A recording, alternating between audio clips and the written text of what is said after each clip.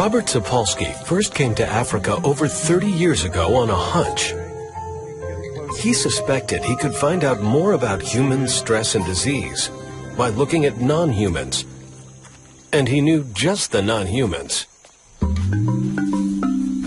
live in a place like this, you're a baboon, and you only have to spend about 3 hours a day getting your calories. And if you only have to work 3 hours a day, you got 9 hours of free time every day to devote to making somebody else just miserable.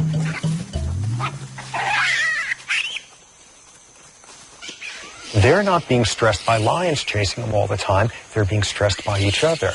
They're being stressed by social and psychological tumult invented by their own species. They're a perfect model for westernized stress-related disease.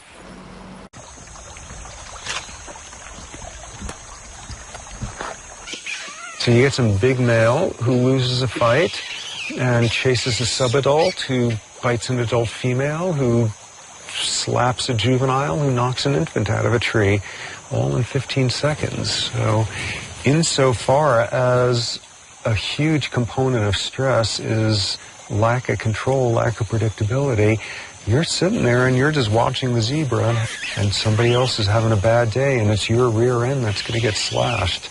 So tremendously psychologically stressful for the folks further down on the hierarchy.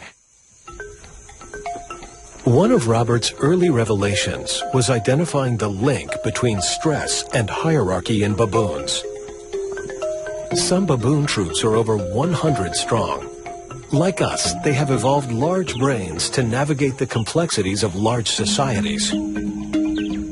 Survival here requires a kind of baboon political savvy, with the most cunning and aggressive males gaining top rank and all the perks.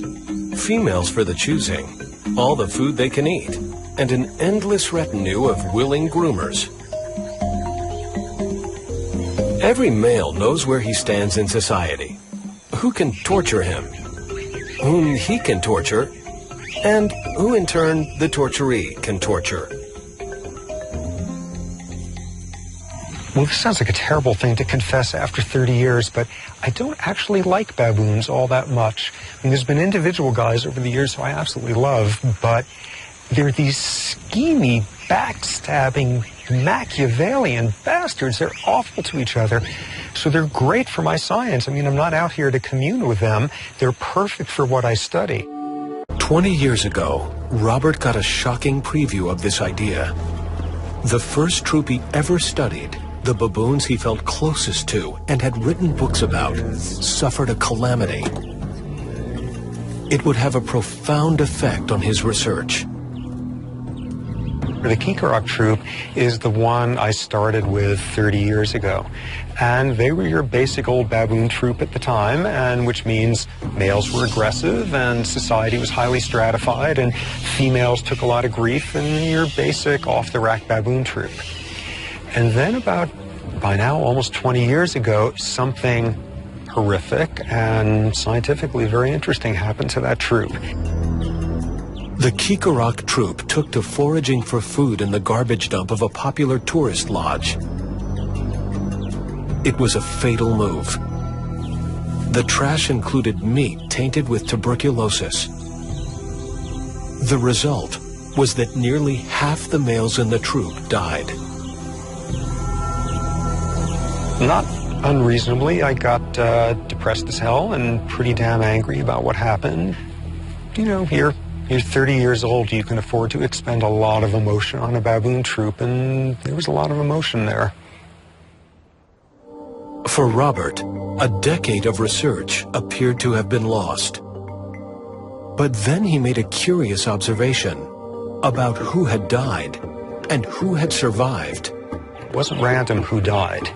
In that troop, if you were aggressive, and if you were not particularly socially connected, socially affiliated, you didn't spend your time grooming and hanging out, if you were that kind of male, you died. Every alpha male was gone. The Kikarok troop had been transformed. And what you were left with was twice as many females as males, and the males who were remaining were, you know, just to use scientific jargon, They were good guys. They were not aggressive jerks. They were nice to the females. They were very socially affiliative. It completely transformed the atmosphere of the troop.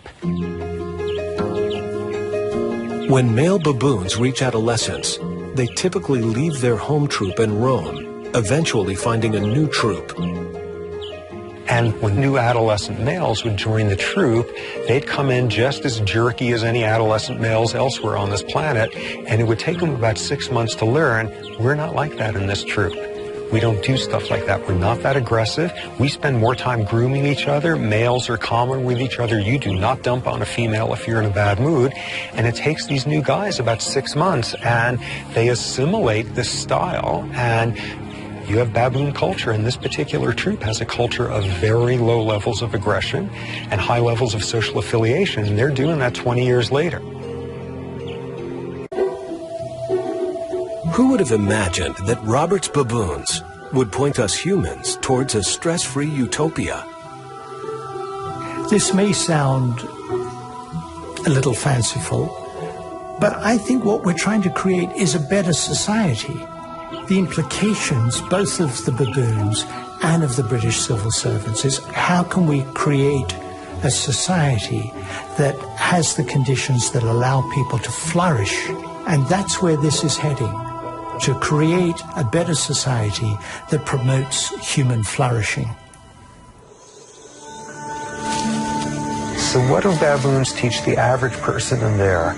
Don't bite somebody because you're having a bad day. Don't displace on them in any sort of manner. Social affiliation is a remarkably powerful thing, and that's said by somebody who lives in a world where ambition and drive and type A-ness and all of that sort of thing dominates.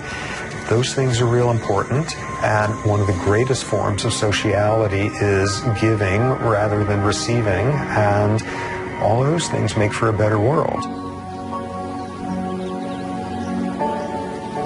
Another one of the things that baboons teach us is if they're able to, in one generation, transform what are supposed to be textbook social systems, sort of engraved in stone, we don't have an excuse when we say there's certain inevitabilities about human social systems. And so, the haunting question that endures from Robert's life work: are we brave enough to learn from a baboon? The Kikarak troop didn't just survive without stress, they thrived. Can we?